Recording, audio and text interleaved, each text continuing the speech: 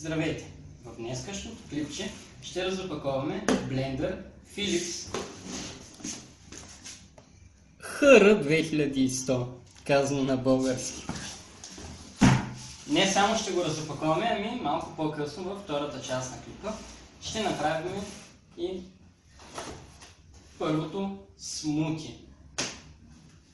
Тъй като нямахме особено хубави продукти в магазина, ще бъде от каквото има. Ето, разполагаме с инструкции, гаранционна карта, купени от онлайн магазин, чисто нов ушким. Да видим какво имаме тук. Та-да!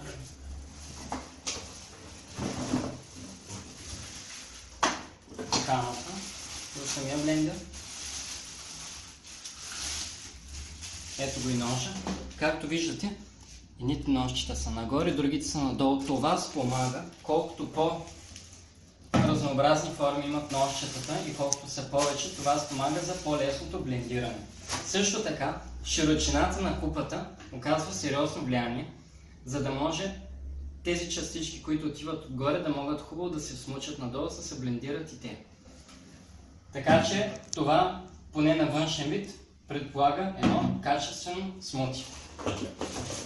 Ето и втората част на блендера. Имаме отдел за прибиране на кабела, който не изглежда да се прибира особено. И общо взето това е 2 степени плюс P, което все още не съм наясно какво е. И ще се видим във втората част от клипа с първото смути. 2 години гаранция. Много добре. Ръководство за употреба.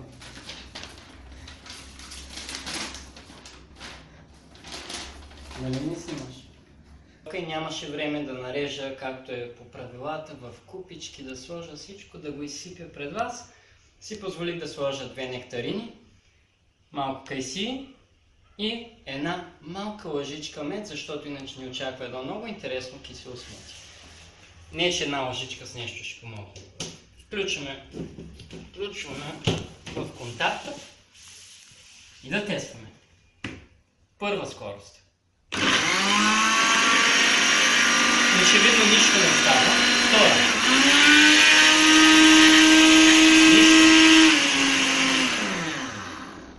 Нека в този случай просто спрем блендера, отворим. Като всеки друг ефтин блендер, трябва да бръкнем 2-3 пъти преди да се получи магията.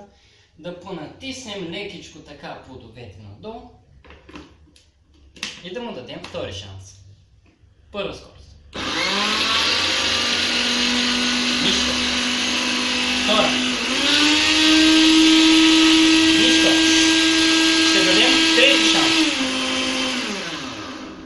И ако третия път не се случи, значи сме си дали парите на празник. Готови сме за трети дубъл и последен.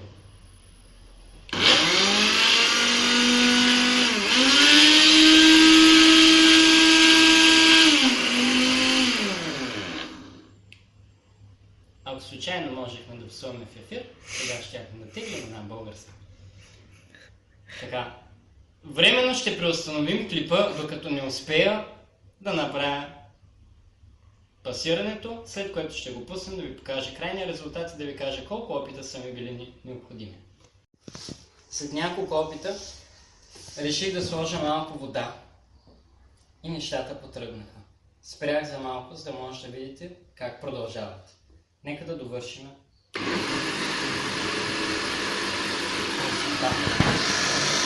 Нека видим и втората скорост. Още по-късно. Изчакаме още малко.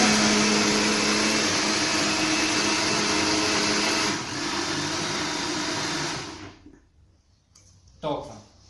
И сега изключим от контакта.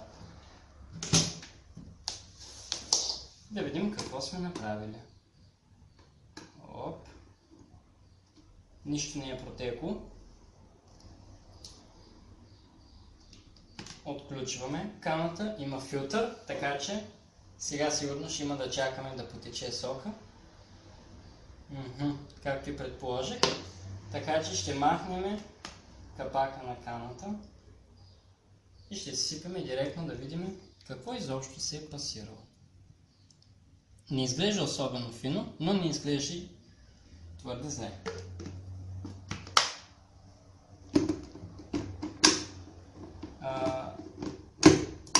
Да. Ето. Гъстичко ми се вижда. Нека опитаме.